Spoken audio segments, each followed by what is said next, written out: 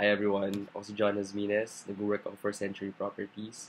Isa ako sa mga naging students ni Rowell Austria. Um, Natatandaan ko yung una kong kinuha yung course na to, nandun pa ako sa Dubai, doon ako na-deploy nun. Kasi yung pumunta ako sa Dubai, hirap na hirap ako kumuha ng kliyente nung panahon na yon.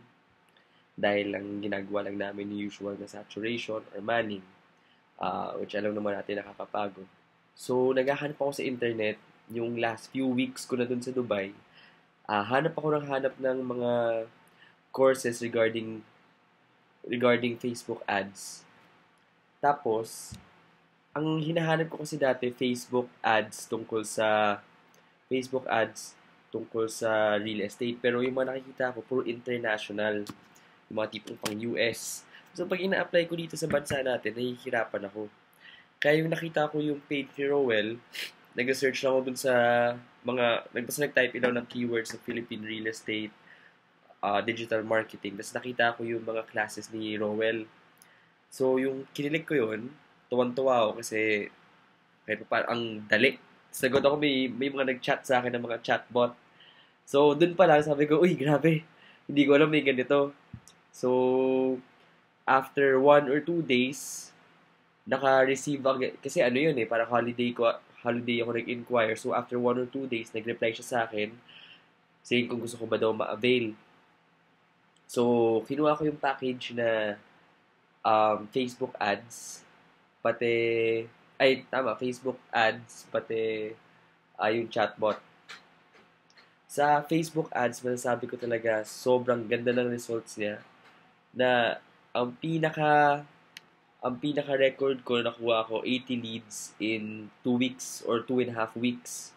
Tapos, ang pinaka nag-enjoy ako, yung gamitin ng chatbot. So, yung tinulong na sa akin yun, na-apply ko siya hindi lang sa real estate, na-apply ko yun sa iba't ibang mga negosyo.